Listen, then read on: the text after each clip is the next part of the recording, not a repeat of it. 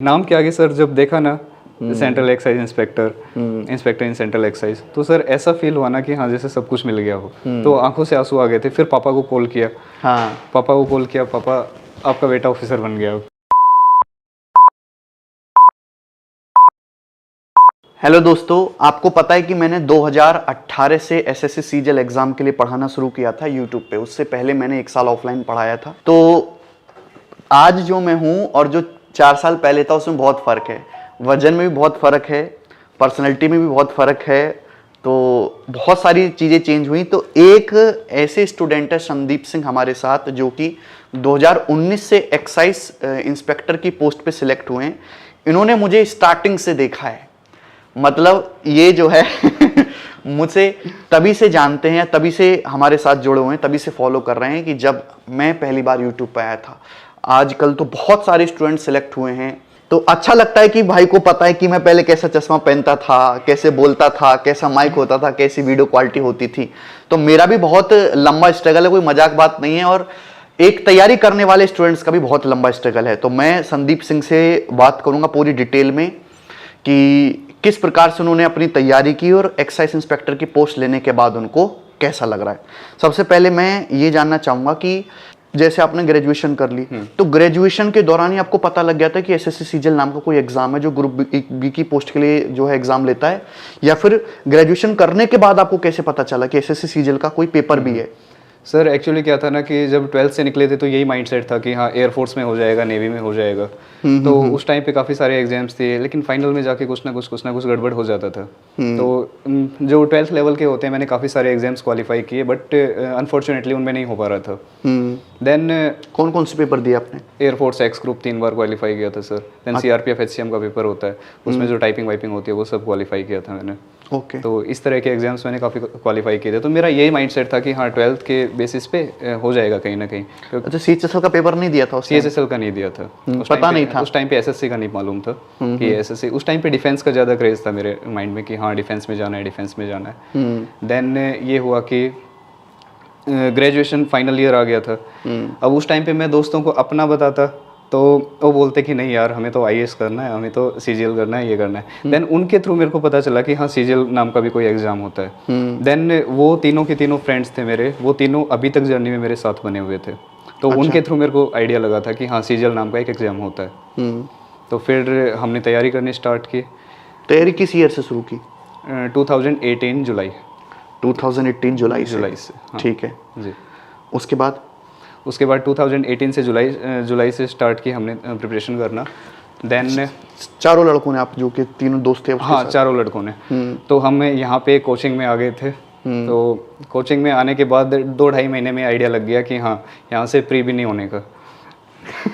ऐसा क्यों sir? Offline coaching में? ऑफलाइन कोचिंग में सर, क्योंकि आइडिया लग जाता है सर कि हाँ पहली बात तो वहाँ 2.5-3 महीने में पूरा सिलेबस निपटा देते हैं। हाँ, आपके साथ भी ऐसा हुआ था? ऐसा ही होता है, ऐसा ही होता है। और जो मेन टॉपिक्स होते हैं उनको बाद में रगड़ा जाता है लास्ट में, जब बैच एंड होता है तब बाद में रगड़ा जाता है। तो कुछ समझ में आता नहीं है उस टाइम पे। तो पूरा फोकस आ गया था कि हाँ फिर ऑनलाइन से ही करना है। देन आपको पहले देख चुका था मैं, आपको पहले देख चुका था, लेकिन आइडिया नहीं था कि ये लड़का कौन है। लड़का ही था सब में। अब भी लड़के ही हो खैर, बट बॉडी शेप में चेंज आ गया। पहले वजन 70 किलो था, मेरा वजन 93 किलो है। फिर आपसे पढ़ना स्टार्ट किया। देन धीरे धीरे फिर फर्स्ट अटेम्प्ट दिया, प्री हो गया। देन मेंस का जब टाइम आया, then I got food poisoning from here. Then PG में यहाँ पे रहते थे तो खाना वगैरह ऐसा ही होता था। कुछ मेरा बायोलॉजिकल क्लॉक था वो बिगड़ गया था। शाम को 7 बजे से लेकर के सुबह 7 बजे तक पढ़ना लाइब्रेरी में। देन कभी कभी लंच छूटता था, ब्रेकफास्ट भी छूट जाता था। देन लंच के बाद हम करते थे चाय ब्रेड के साथ अपना लंच करते थे। देन मतलब मॉर्निंग में सीधा लंच करेंगे दोपहर में? हाँ। और केवल चाय और वो? केवल चाय ब्रेड। हाँ चाय ब्रेड। तो बायोलॉजिकल क्लॉक ऐसा हो गया था कि हाँ काम करना है। और कितने महीने तक चला ये चला था सर 7-8 महीने तक चला था ऐसा। देखो, तो एक बात यहाँ से सीखने को मिलती है कि तैयारी करनी चाहिए, पढ़ाई करनी चाहिए, लेकिन ये बात मानोगे कि नहीं, बिल्कुल, इतना भी बिल्कुल। आपको पागल नहीं होना है कि आप जो है उसके चक्कर में अपनी हेल्थ खराब कर लें, या फिर ब्रेकफास्ट ढंग से ना करें, या खाना पीना ढंग से ना करें, या कहीं मतलब आप रात भर पढ़ाई करते हैं, दोपहर में उठ रहे हैं और दोपहर में पानी पी के फिर से दोबारा लग जा रहे हैं। ऐसा आपको बिल्कुल नहीं करना। खाना पीना जो है वो फर्स्ट प्रायोरिटी है, आपको अपनी हेल्थ पे ध्यान रखना है। हेल्थ है तो सब कुछ है। इसके बाद देन पता चल गया था कि हेल्थ है तो सब कुछ है, हेल्थ इज़ वेल्थ। देन मैं घर चला गया अपने, यहाँ से मूव कर लिया मैंने, घर पे मुखर्जी चला नगर गया। से घर चले गए। हाँ, घर चला गया। तो फिर मेरे को पता चल चुका था, हाँ मेरे पास टीचर्स भी हैं, टॉप लेवल के टीचर्स हैं, मेरे पास टॉप लेवल का कंटेंट है, गाइडेंस है एकदम टॉप लेवल की, बस मेरे को ज़रूरत है एक लाइब्रेरी की। लाइब्रेरी की। हाँ, देन मैं मुखर्जी नगर से सीधा अपने घर शिफ्ट हो गया। वहाँ पे एक लाइब्रेरी थी जो आपके मैंने होम टाउन के पास ही? होम टाउन के पास ही मेरी लाइब्रेरी थी। वहाँ पे अच्छा था काफ़ी। सर दोस्त जो थे ना, बीच में ऐसा होता था जर्नी में कि हाँ डिमोटिवेशन आ रहा है, स्कोर नहीं बढ़ रहा, स्टैग्नेशन लग रहा है। तो स्टैग्नेशन लग रहा है तो फिर क्या करें, अभी वहाँ पे पेशेंस चेक होता है। तो सारी मॉक टेस्ट के दौरान पेशेंस चेक होता है काफ़ी। तो एक तो हमारे पास ये होता है कि हम छोड़ दें उसको, और एक हमारे पास ये होता है कि हम लगे रहें, स्ट्रेटेजी चेंज कर करके देखें, हो जाएगा। देन हो जाता था, क्योंकि दोस्त लोग थे वो बोलते थे कि यार हार क्यों मान रहा है, स्टार्ट क्यों किया था। तो दोस्तों का काफ़ी ज़्यादा रोल रहता है। एक को अगर कोई चीज़ पता चलती है तो वो मेरे को बताता है, मेरे को कोई चीज़ पता चलती है तो मैं उसको बताऊंगा। मेरी स्ट्रेटेजी में कोई दिक्कत है तो वो वहाँ पे बताएगा कि हाँ क्या चेंज करना है, उसकी स्ट्रेटेजी में कोई दिक्कत है तो वो वहाँ पे बताएगा कि हाँ क्या चेंज करना है। तो ऐसे दोस्त बहुत मुश्किल से मिलते हैं। आजकल लड़के ऐसे हैं नहीं। मैं बोलता हूँ कैरविल पे कि यार अगर तुम्हारा कोई दोस्त तैयारी कर रहा है, तुम्हारा कोई छोटा भाई बंधु तैयारी कर रहा है तो उसको बताओ। तो लड़के कहते हैं सर क्यों बताएं, सर मेरा जो है एक दूर का जो है रिश्तेदार, वो तैयारी करने के बारे में सोच रहा था तो मैंने सर उसे किसी और टीचर को पकड़ा दिया। ऐसे बोलते हैं जिससे कि उसका टाइम खराब हो जाए। अब सर ऐसा हुआ कि जैसे ये हुआ सिलेक्शन होने के बाद भी नहीं, मतलब जब मेंस हो चुका था तो पता चल चुका था कि हाँ हो जाएगा इस बार 2019 का 2019 का हो जाएगा। देन मेरी लाइब्रेरी में ही कुछ बच्चे थे, वो बोल रहे थे कि यार मुखर्जी नगर जाएं, क्या करें, कौन सी कोचिंग ज्वाइन करें, कौन सा नहीं करें। तो मैंने उनको सर फुल्ली गाइड किया हुआ है। वहीं पे बैठे बैठे वो कोर्स निपटाते हैं, करियर विल ऐप का कोर्स निपटाते हैं, आपसे पढ़ते हैं, इंग्लिश के जो टीचर से मैंने पढ़ाई करी है उनसे पढ़ते हैं, उनसे पढ़ाई करते हैं और बोलते हैं कि गजब का इम्प्रूवमेंट हो रहा है। इम्प्रूवमेंट है वहीं पे बैठे बैठे सर, वहीं पे बैठे बैठे। अच्छा, लाइब्रेरी में माहौल है जिस वहाँ लाइब्रेरी में एसएससी सीजीएल की तैयारी करने वाले कितने बच्चे हैं वहाँ पे? हैं सर मेरे टाइम पे तो मैं एक ही था। अच्छा। मेरे टाइम पे मैं एक ही था। जैसे ही मेरा मेंस हुआ तो लगभग 7 से 8 हो गए। 7 से 8 को मैंने गाइड किया हुआ है अच्छे से, वो बढ़िया तरीके से तैयारी कर रहे हैं अपने।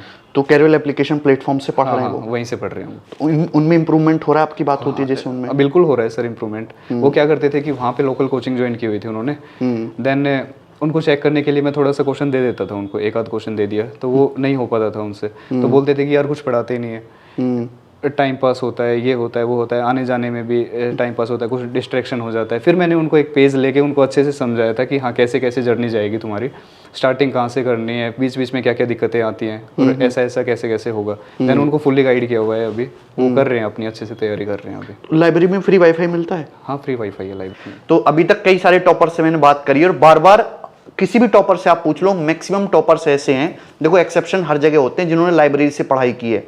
लाइब्रेरी में फ्री वाईफाई भी होता है। तो मैं फिर से आपको एक बार यही रिकमेंड करूंगा कि अगर आपके नियर बाई होम टाउन के पास कोई लाइब्रेरी है तो आप उस लाइब्रेरी को ज्वाइन कर लो। आपका 2-3 सिंसियर दोस्तों का कोई ग्रुप है, सिंसियर स्टूडेंट है जो सीरियस होकर एसएससी की तैयारी कर रहे हैं, अगर वो आपके साथ मिल जाते हैं तो आप जो है उनके कोऑर्डिनेशन में रह के तैयारी करो, आपको बहुत ज़्यादा बेनिफिट होगा। तो लाइब्रेरी से आपको फायदा हुआ था? बहुत फायदा सर, लाइब्रेरी से बहुत फायदा हुआ था। जब कोरोना पीरियड चल रहा था तो उस टाइम पे क्या था कि मेंस की तैयारी घर से करनी पड़ रही थी, जो कि काफ़ी मुश्किल हो रहा था, लेकिन करना तो था। तो वहाँ पे जिसकी लाइब्रेरी थी उसको मैंने कॉल करके बोला कि भाई प्लीज़ लाइब्रेरी खोल दे, जितने पैसे चाहिए ना मैं दूंगा तेरे को, लेकिन लाइब्रेरी खोल दे। तो लास्ट के 2 months before 2 months of the exam उसने लाइब्रेरी ओपन कर ली थी और सर गजब का इम्प्रूवमेंट देखने को मिला था, गजब का इम्प्रूवमेंट। ओके अच्छा, 2019 में जैसे आपका सिलेक्शन हुआ तो जो आपने प्रेफरेंस डाली थी, जॉब की जो प्रेफरेंस थी, तो उसमें ये एक्साइज वाली जो थी ये फर्स्ट टॉप प्रायोरिटी पे थी? ये टॉप प्रायोरिटी पे सर। किस लिए? क्योंकि सर मेरे एक तो वर्दी होती है सर। अच्छा, वर्दी का जुनून है? हाँ, एक तो वर्दी का, और एक मेरे भैया हैं जो केरला में पोस्टेड हैं अभी, एक्साइज केरला में पोस्टेड तो हैं। उनको देखा था काफ़ी ज़्यादा, जर्नी के दौरान उनसे बातचीत भी हुआ करती थी काफ़ी ज़्यादा, वो मोटिवेट भी क्या करते थे बहुत ज़्यादा। तो उनको देखा था, उनको देख देख कर मेरे अंदर आ गया कि हाँ एक्सरसाइज लेना है, एक्सरसाइज लेना है, एक्सरसाइज लेना है। वो तो बोल रहे थे कि एग्जामिनर भी अच्छा होता है, प्रिवेंटिव ऑफिसर भी अच्छा होता है, हालांकि वो सब मिल रहा था, WO भी मिल रहा था, ऐसी 1-2 पोस्ट और मिल रही थी अच्छे अच्छे, लेकिन मैंने उनको बोला कि नहीं मेरे को एक्सरसाइज ही चाहिए, एक्सरसाइज ही चाहिए। हाँ, तो मैंने एक्सरसाइज ही प्रेफर किया। उसमें सर टाइमिंग का भी फिक्स रहता है, जैसे PO और एग्जामिनर में क्या होता है कि कोस्टल एरियाज़ में जाना पड़ता है, तो I didn't want to go coastal areas. अच्छा। फिर मैंने एक्सरसाइज चूज़ किया कि हाँ इसमें 9 to 5 होता है, हेल्थ को प्रायोरिटी पे रखते हुए, क्योंकि एक चीज़ मैंने सीखी है सर कि हेल्थ है तो सब कुछ है, अदरवाइज़ कुछ भी नहीं है। हाँ, तो अभी मेरा फोकस उसी पे रहता है, जैसे एक्सरसाइज करना, डेली एक्सरसाइज करना। डेली करते हो? डेली योगा वगैरह डेली करते हो? योगा नहीं, वैसे एक्सरसाइज वगैरह। जिम ज्वाइन कर रखा है घर जिम पे? ज्वाइन कर रखा है। अच्छा। तो जैसे एक्साइज में भी तो फील्ड जॉब होती है, उसमें भी तो बाहर जाना पड़ता है। उसमें बाहर जाना पड़ता है। तो आपको फिर डेस्क जॉब ज़्यादा पसंद है? डेस्क जॉब मिल जाए, फील्ड जॉब मिल जाए, कोई भी मिल जाए हो जाएगा, बट वर्दी वर्दी इंपॉर्टेंट है। Uniform important. तो यूनिफॉर्म एक मेजर रीजन है आपके लिए एक्साइज ज्वाइन करने का? यूनिफॉर्म भी सर, और एक नॉर्थ में मिल जाएगा मेरे को, कोस्टल एरियाज में नहीं जाना पड़ेगा, नॉर्थ में मिल जाएगा, यूनिफॉर्म मिल जाएगी, 9 to 5 होता है। ये सारे के सारे प्रोज हैं इसके। अच्छा, एक कुछ कॉन्स भी हैं, like promotion wise, promotion aspects. हाँ, प्रमोशन एक्साइज के यार बहुत स्लो हैं, काफी स्लो हैं है प्रमोशन ना? एक्साइज के। मतलब जितने भी डिपार्टमेंट हैं उनमें सबसे स्लो प्रमोशन एक्साइज के ही, एक्साइज के सबसे डिले ज्वाइनिंग भी एक्साइज की ही आती और सबसे डिले जॉइनिंग भी एक्साइज की है। जैसे कि आप MEA की बात करो, CSS की बात करो, तो आपका एग्जाम क्लियर होने के बाद, फाइनल रिजल्ट आने के बाद आपकी 3 महीने हार्डली मैक्सिमम ज्वाइनिंग हो जाती है। लेकिन एक्साइज की पोस्ट में 8 से 10 महीने भी ज्वाइनिंग में लग जाता 8 से 10 महीने भी लग जाते हैं, है ना? फिर उसके बाद आपकी ट्रेनिंग होगी, इसके बाद ट्रेनिंग होगी, और ट्रेनिंग भी काफ़ी एडवेंचरस होती है इसकी। ट्रेनिंग एडवेंचरस होती है। पढ़ा था, बस अभी देखा नहीं है वैसे, पढ़ा था इसका कि हाँ एडवेंचरस होती है, बॉम्ब डिफ्यूज करना सिखाते हैं। नहीं, वेपन ट्रेनिंग भी होती है, उसमें आपको बॉम्ब डिफ्यूज करना, वो 2 हफ्तों की होती है ना वेपन ट्रेनिंग? 2 हफ्तों की होती है। हाँ, 2 हफ्तों की वेपन ट्रेनिंग होगी, बॉम्ब डिफ्यूज करना, AK-47 पिस्टल राइफल यूज करना आपको सिखाएंगे, लेकिन आपको दी नहीं जाती एक्साइज इंस्पेक्टर की, जो है आपको वेपन, बंदूक या पिस्टल वगैरह नहीं मिलेगी। कोई बहुत ज़्यादा रिस्की काम है या आप किसी ऐसी जॉब पे जा रहे हो कि आपके पास राइफल या बंदूक होना चाहिए, तो वो आपको देते हैं, लेकिन वो आपको अपनी सर्विस खत्म होने के बाद, वो जॉब खत्म होने के बाद आपको तुरंत डिपार्टमेंट में वापस करनी है, और एक गोली का हिसाब रखना पड़ता है। लेकिन ये भी बहुत रेयरली होता है कि अगर कहीं ऐसी जरूरत पड़ भी रही है, कोई रिस्की काम है, तो एक्साइज वाले बंदों के साथ जो है वो, या कोई पुलिस वाले या कोई जो है आर्मी वाले बंदे भेज देते हैं किसी काम के लिए। जी सर। अच्छा, एक इसमें प्रमोशन तो स्लो है, प्रमोशन ये तो सभी को पता है। दूसरा कि इसमें ट्रांसफर का भी प्रॉब्लम है, अभी ट्रांसफर का प्रॉब्लम है सर इसमें। ट्रांसफर्स का एक बार जहाँ अटक गए, then 15 to 16 years you have to stay there. अगर जैसे आप नॉर्थ में, सपोज आप दिल्ली में, दिल्ली वाले बंदे का दिल्ली में ही मन लगता है, अच्छी बात, ये सही बात है एकदम। और आपको अगर मुंबई जोन मिल गया एक्साइज इंस्पेक्टर से, मुंबई एक बहुत अच्छी जगह है, थोड़ी कॉस्टली भी है, लेकिन एक बार आप एक्साइज इंस्पेक्टर के थ्रू किसी और अदर जोन चले गए, तो ये मान के रखिए आप आज के करंट के सिनेरियो से फ्यूचर में चेंज भी हो सकता है कि आप वहां पे 15-16 साल के लिए अटक जाएंगे। जी सर। और स्पाउस के बेसिस पे भी अब जो है ट्रांसफर मिलना बहुत मुश्किल है, मुश्किल हो गया है सर। पहले 3-4 साल पहले तक फिर भी इजी होता था। एक बात कि जैसे आप तैयारी करते थे, प्रिपरेशन करते थे, तो जैसे आप चैप्टर पढ़ते थे, जैसे सपोज मैं मैथमेटिक्स की बात करूंगा, बाकी चीज़ों के बारे में मुझे जानकारी नहीं है, जैसे percentage, profit loss, algebra, geometry, तो आप इनके नोट्स बनाते थे। कि बहुत सारे स्टूडेंट का सबसे बड़े डाउट में से एक है कि नोट्स कैसे तैयार करें और रिवीजन कैसे करें, सबसे मोस्ट इंपॉर्टेंट। जी सर। सर नोट्स मैंने सब तैयार किए थे, जैसे मैंने आपका एक कोर्स परचेज किया था, आपने एक एक क्वेश्चन जो भी करवाया था ना सर, सब के सब मैंने उतारे हुए थे अपनी बुक, ये नोटबुक के अंदर। आपने अपने हाथों से खुद नोट्स अपने हाथों से सर। यहाँ पे निशान भी चेंज हो गया था, उंगली का निशान पड़ गया था कि हाँ एक्चुअल में लिखा है। तो लगभग सर 7 से 8 रजिस्टर मेरे तैयार हो गए थे। देन सर इसमें अलग अलग एरियाज होते हैं कि हाँ कैसे क्या क्या करना है। जब तैयारी करते हैं ना तो मिला जुला रूप होता है, ये नहीं है कि हमने नोट्स तैयार कर लिए, बस रिवीजन कर लिया और हमारा हो गया। जैसे एक तो होता है नोट्स का, और ऊपर से प्रीवियस ईयर पेपर्स को भी देखना पड़ता है। प्रीवियस ईयर पेपर्स भी। प्रीवियस ईयर आपने कितने साल के सॉल्व किए थे सर? पिछले 10 इयर्स के, जो आपने PDF प्रोवाइड करवाई हुई थी ना, वहाँ से किए थे। ओके। और फिर कैलकुलेशन स्किल्स भी इम्प्रूव करनी पड़ती हैं। देन सर मैंने कैलकुलेशन स्किल्स का किया था 1 से 100 तक के स्क्वायर्स मेरे को बाई हार्ट याद थे। अच्छा। जी सर। मैं उनको देखता रहता था daily 3 to 4 minutes, daily 3 to 4 minutes. Then 1 से लेकर के 60 तक के क्यूब मेरे को बाई हार्ट याद थे। देन वो कैलकुलेशन में कहीं भी फंस जाते थे तो वहाँ पे फटाफट से हो जाता था। लाइक 51 का क्यूब कितना होता है, तो 132,651 होता है, डायरेक्टली हो जाता था वो। अच्छा। हाँ, 52 का कितना होता है, 140,608 होता है। देन वो डायरेक्टली हो जाता था वहाँ से, तो टाइम काफ़ी ज़्यादा सेव होता था।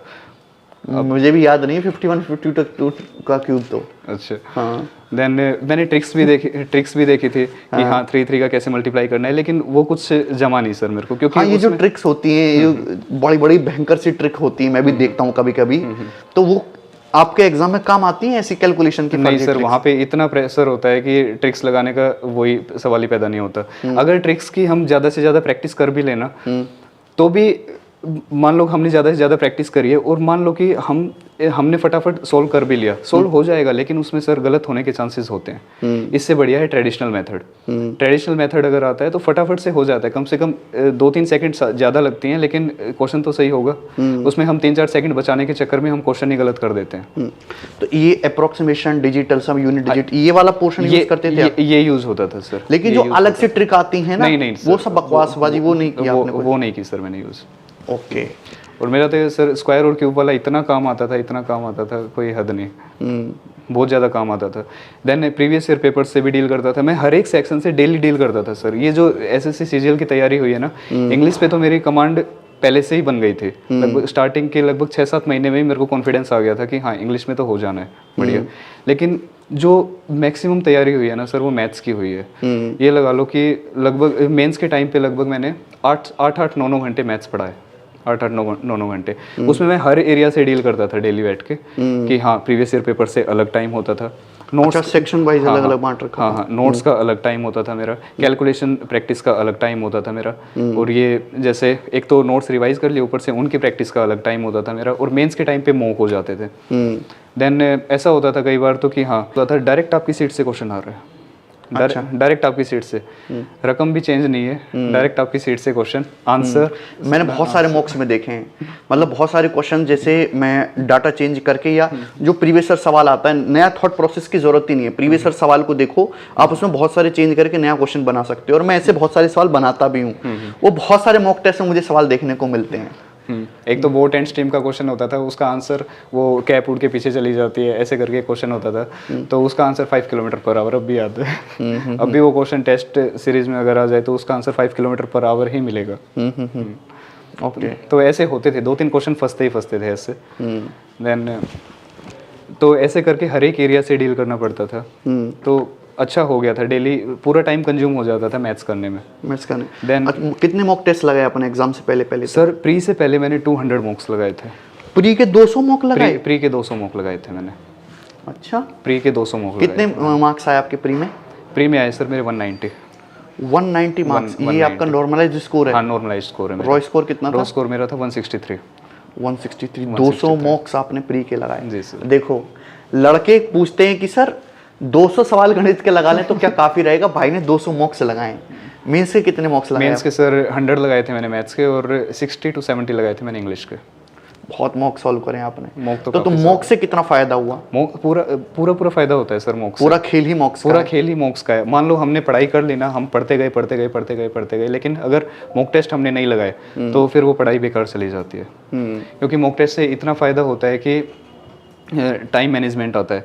जब प्री का पेपर होता है तो इतनी देर में ये सोल्व करना है, इतनी देर में ये सोल्व होता है, वो पूरा का पूरा टाइम फिक्स हो जाता है। वो हर एक जब टेस्ट लगाते हैं हम तो माइंड सेट होता है कि हाँ मेरे को 5 मिनट्स में जीके करनी है, 4 मिनट्स में जीके करनी है, देन मेरे को 7 मिनट्स में मेरा इंग्लिश का हो जाना चाहिए, और लास्ट में मैं मैथ्स को छेड़ता था, और मेरा लगभग 10 मिनट्स में मेरा ये रीजनिंग का हो जाना चाहिए, और फिर मेरे को मैथ्स पे जाना है, और फिर जो है स्किप करते करते मेरे को करना है। तो उससे स्किप करना भी आता है कि कौन सा क्वेश्चन छोड़ना है, कौन सा क्वेश्चन करना है। तो ऐसे टाइम मैनेजमेंट पूरा फिक्स हो जाता है माइंड के अंदर कि हाँ ऐसे ऐसे करना है। तो सर ये मॉक लगाने का ये फायदा हुआ था कि मेरा जो मेन पेपर था वो मैं 40 मिनट्स में करके बैठ गया था। प्री का 40 मिनट में करके बैठ गया था, 20 मिनट्स स्पेयर था मेरे पास। तो मॉक्स का बहुत फायदा हुआ सर। मॉक से स्पीड बढ़ती है। मॉक्स से स्पीड बढ़ती है और उससे इंपॉर्टेंट होता है इसका एनालिसिस करना। मॉक्स का एनालिसिस करना। तो मॉक्स में कोई ऐसा अलग सा क्वेश्चन आया या कोई ऐसी बात जो आपको पता ना हो तो आप अलग से लिख लेते थे? अलग से लिखता था सर, मैंने अलग से कॉपी बना रखी थी कि मैं रीजनिंग के क्वेश्चन अलग से लिखता था, कौन कौन से टाइप के आ रहे हैं उसके अकॉर्डिंग स्ट्रेटेजी चेंज होती रहती थी हर। ये रिवीजन कैसे करें, कैसे करना चाहिए रिवीजन की बच्चों को लंबे टाइम तक जो है सिलेबस याद रहे, पूरा का पूरा कंसेप्ट याद रहे? एक ये है कि रिवीजन को हम रखें साइड में, उसके साथ साथ हम जैसे अदर एरियाज की प्रैक्टिस कर रहे हैं ना, तो अदर एरियाज को भी साथ में लेके चलें। और रिवीजन हमें डेली करना है। थोड़ा हमने कर लिया अलजेब्रा, हमें एडवांस और अरिथमेटिक को, मैं ऐसा ही करता था, एडवांस और अरिथमेटिक को दोनों को उठाता था और जैसे फटाफट गो थ्रू हो गया एक बार। नोट्स डेली रिवीजन करते थे? Daily revision sir. जब मल्टीपल रिवीजन होता है ना तभी चीजें याद होती है। मेरे साथ भी ऐसा ही होता था कि सर सब टाइम एंड वर्क पे आया, टाइम स्पीड एंड डिस्टेंस भूल जाता था, कभी उसका टाइप भूल गया तो उसका टाइप भूल गया, कंपाउंड इंटरेस्ट किया तो सिंपल इंटरेस्ट का वो चला गया, इंस्टॉलमेंट्स का चला गया, तो ऐसा होता था। लेकिन जब रिविजन में आती है ना चीजें और मॉक्स के अंदर जब उनका इम्प्लीमेंटेशन होता है तब वो चीजें एकदम सेट होने लगती हैं। एक बात और कि जैसे मैं तो टीचर हूँ, दिन भर जो है मैथमेटिक्स में ही रहता है, मतलब दिन में मैं सैकड़ों सवाल सॉल्व करता हूँ बोर्ड पे, बार बार एक ही टाइप के सवालों को, एक ही कंसेप्ट को मैं बार बार पढ़ाता हूँ, तो मुझे वो चीज़ इतनी ज़्यादा याद हो गई हैं कि बच्चों का खेल है। और क्वेश्चंस प्रीवियस ईयर के ऐसे हैं कि मैं देख के ही बता देता हूँ कि भाई ये वाला क्वेश्चन है, इस एग्जाम का आया हुआ है और इसका आंसर ये, लगभग सारे क्वेश्चंस के। लेकिन स्टूडेंट के साथ ऐसा नहीं है। स्टूडेंट्स को टाइमली रिवीजन चाहिए, डेली रिवीजन चाहिए, और रिवीजन और मॉक टेस्ट आपके सिलेक्शन के लिए बहुत ज़्यादा इंपॉर्टेंट ज़रूरी है। आपकी तैयारी के दौरान कोई ऐसी यूनिक चीज़ थी अपनी स्ट्रेटजी में जो आपने करी, जो जिससे आपको ज़्यादा फायदा मिला, सबसे ज़्यादा फायदा? सर जैसे कि जो फॉर्मूले वगैरह होते हैं ना, तो वो मैंने क्या किया था कि लगभग मैंने 6 पोस्टर लिए थे अलग अलग पोस्टर। हाँ। वो मैंने सारे के सारे फॉर्मूले लिख डाले थे उन पे और मैंने चिपका दिए थे अपने कमरे के अंदर। सुबह से हम सोते टाइम उठते टाइम नज़र पड़ती रहती थी उन पे। और दूसरा, जब जो एडवांस लेवल की जो ट्रिक्स वगैरह होती है ना, उनकी मैंने अलग से कॉपी बनाई हुई थी, तो उनका भी रिवीजन चलता था, फॉर्मूलाज का, और उनका रिवीजन भी चलता था अलग से कि हाँ ये बहुत मेहनत करिए फिर तो। हाँ सर बस आप मिल गए थे तो हो गई। बहुत मेहनत करिए, ये तो डेली रिवीजन भी करना है और नोट्स भी अलग अलग बनाना है, फॉर्मूलेज भी याद करना, 200 मॉक भी लगाने हैं। कई बार ऐसा होता था कि हाँ कि सुबह उठते ही इतने का टाइम टेबल, मेरा 10+ आवर्स का डेली आउटपुट रहता था। 10+ डेली 10+ आवर्स का आउटपुट डेली कितने महीने तक चला ये सर चला लगभग, पहले तो विदाउट एनी डायरेक्शन हम घूम रहे थे जब फर्स्ट अटेम्प्ट था, तो बिना किसी डायरेक्शन के पढ़ाई हो रही थी, तो उस टाइम भी लगभग 1 साल तक चला था, और बाद में भी लगभग जब तक ये 2019 का मेंस नहीं हो गया तब तक चला ये। ओके। तो लंबे समय तक आपने पढ़ाई की? लंबे समय तक करी है सर। अच्छा, जब रिजल्ट आया आपका तो आपको पता चला, तो आपने खुद ही रिजल्ट चेक करा था कि किसी और ने? भैया ने किया था। भैया ने बताया? भैया ने किया था, हाँ। तो आपका पहला रिएक्शन कैसा था, क्योंकि आपकी पहली ही first preference choice excise inspector थी? सर मैं अभी पढ़ाता हूँ, इंग्लिश पढ़ाता हूँ मैं स्कूल में, तो वहाँ पे मेरा मोबाइल साइलेंट था जब रिजल्ट आया। हाँ। तो भाई की थी लगभग 3 से 4 मिस कॉल, तो उस टाइम पे ऑर्डर कॉपी आनी थी कोर्ट की, हम ऑर्डर कॉपी का वेट कर रहे थे। ऐसा होता है कि अब एसएससी की तैयारी करते करते केस का भी पता चल जाता है कि हाँ केस कैसे लड़ा जाता है। तो हम जो थे ऑर्डर कॉपी का वेट कर रहे थे, तो ऐसा लग रहा था कि हाँ 7 to 8 डेज लगेंगे अभी ऑर्डर कॉपी आने में। हाँ। लेकिन वो फटाफट आ गई थी और फटाफट रिजल्ट भी पब्लिश हो गया था। तो भाई की लगभग 3 से 4 मिस कॉल थी। मैंने कॉल किया उसको, बोला कि तेरे को B23 मिला है। आपको कोड पता ही था? मेरे को कोड पता ही था। हाँ। फिर मैंने फटाफट लिस्ट में, सर हाथ कांप रहे थे, लिस्ट चेक कर रहा था ना, तब हाथ कांप रहे थे। हाँ, हाथ कांप रहे थे, धड़कनें बढ़ी हुई थी, हाथ कांप रहे थे उस टाइम पे। तो लिस्ट चेक की तो देखा B23 नाम के आगे सर जब देखा ना, central excise inspector in central excise, तो सर ऐसा फील हुआ ना कि हाँ जैसे सब कुछ मिल गया हो। देन मैं तो ऑफिस से बाहर निकल के आ गया था, वहाँ पे स्टाफ मेंबर्स भी बैठे थे, तो ऑफिस से बाहर निकल के आ गया था मैंने मम्मी को कॉल करके बताया वहीं स्कूल से कि हाँ। सबसे पहले मम्मी को कॉल किया? हाँ, मम्मी को कॉल किया था सबसे पहले कि हाँ मम्मी आपका बेटा इंस्पेक्टर बन गया। तो सर आंखों से आंसू आ गए थे, क्योंकि उन्हीं की वजह से डेडिकेशन लेवल, डिटर्मिनेशन लेवल, आप टीचर्स की वजह से डिटर्मिनेशन लेवल जो था कि वो काफ़ी ज़्यादा हाई था कि हाँ करना है। जब बिना किसी स्ट्रेटजी की तैयारी कर रहे थे ना, स्टार्टिंग का जो पहला जो अटेम्प्ट था मेरा, जब हम तैयारी कर रहे थे तो हमें नहीं पता था कि पढ़ना कैसे है। हम कभी कुछ पढ़ने लग जाते, कभी कुछ पढ़ने लग जाते, लेकिन कोई गाइडेंस नहीं थी, लेकिन मन में फिर भी ये था कि हाँ करना है करना है करना है। तो लगे रहते। तो वो सारा का सारा पीछे का जो सीन था ना सर, सारा माइंड के अंदर आ गया था कि हाँ पूरी जर्नी दिमाग में घूम गई थी सामने पूरी जर्नी सर, एक बार के लिए पूरी जर्नी। तो आंखों से आंसू आ गए थे। फिर पापा को कॉल किया, पापा आपका बेटा ऑफिसर बन गया। हाँ। तो पापा बोले वाह बेटा। ऐसे ही बोला था। हाँ ऐसे ही, मतलब अब तो वो फील नहीं आ सकता। हाँ, मतलब उस टाइम पे अलग ही फील था सर, वो रोंगटे खड़े हो गए थे। तो पापा को बोला कि पापा आपका बेटा इंस्पेक्टर बन गया। पापा बोले कि वाह बेटा सीना चौड़ा कर दिया। तो पापा का वो जो एक सेंटेंस था ना सर, अब तक माइंड में घूमता है। अब भी जब याद आता है ना तो गजब का फील होता है सर। सही है भाई, बहुत ही इंस्पायरिंग जर्नी है भाई की। और ये जो बंदे सिलेक्टेड बंदे होते हैं, मम्मी पापा को फ़ोन करते हैं, जो उनका रिएक्शन होता है, बहुत अच्छी चीज़ है। क्योंकि ये चीज़ जो है मैंने नहीं देखी। मैं कैसे कहूँगा अपने पापा को, पापा मैं टीचर बन गया। लेकिन मेरे लिए कुछ अलग चीज़ें हैं और एक सिलेक्टेड इंस्पेक्टर के लिए कुछ अलग चीज़ें हैं। अलग अलग प्रेफरेंस है, अलग अलग लाइफ चॉइस है और अलग अलग जर्नी हर इंसान की जाती है। तो ये भाई संदीप सिंह, इनका जो सिलेक्शन हुआ, मैंने इनसे बात की और बहुत अच्छा लगा। भाई ने बहुत लंबा स्ट्रगल किया, बहुत ज़्यादा मेहनत की है और इनके जीवन के लिए बहुत बहुत शुभकामनाएं। और इनको जहाँ ये पोस्टिंग चाहते हैं, इनको वहीं पे पोस्टिंग मिल जाए। और शादी का क्या प्लान है आपकी? सर अभी तो कोई प्लान नहीं है। अभी कोई प्लान नहीं है? अभी कुछ सोचा नहीं है इसके बारे में। तो शादी करने के लिए पहले से ही कुछ? अभी तो सर बताओ खुल के बोलो, सारे अपने ही लड़के हैं। तो वो सब बाद में देखेंगे जब भी घर वाले चाहेंगे। अच्छा, तो तुमको जैसे तुम्हारी तो लंबी जर्नी रही है तैयारी की, तुमको कभी डिस्ट्रैक्शन नहीं हुआ? लड़के पूछेंगे। नहीं, कभी डिस्ट्रैक्शन नहीं रहा। कभी डिस्ट्रैक्शन नहीं हुआ? नहीं, कभी डिस्ट्रैक्शन नहीं हुआ। दोस्त ऐसे थे। अच्छा। डिस्ट्रैक्ट होते भी तो वो बताते, अगर डिस्ट्रैक्ट नहीं होते और थोड़ा ज़्यादा ही सीरियस होते तो भी वो बताते। दोस्त काफ़ी अच्छे रहे हैं। आप मैंने डिस्ट्रैक्शन का मतलब समझ रहे हैं? समझ रहा हूँ सर मैं। दोस्त सर, टाइम ही नहीं मिलता था। अब जब ऐसे बंदे को फॉर्मूलाज देखने हैं, मॉक टेस्ट वगैरह लगाने हैं, रिवीजन करना है, सारा टाइम तो उसी में चला जाता था। ठीक है भाई। सर एक बात और बोलूँगा मैं कि ये जो सिलेक्शन हुआ है ना सर, आपको डेडिकेट करूंगा सर मैं। पूरी सारी तुम्हारी मेहनत है भाई। तैयारी सर आपको डेडिकेट करूंगा। घर में भी मेरे फैमिली मेंबर्स को भी सबको पता है कि गगन सर कौन है। सबको पता है ये चीज़ें, क्योंकि पूरे दिन आपके बारे में चर्चा चलती रहती थी कि हाँ सर ये सर वो, सर ये सर वो। सर मैं डेडिकेट करूंगा इस प्रिपरेशन को। धन्यवाद भाई, धन्यवाद। बहुत अच्छा लगा आपसे बात करके।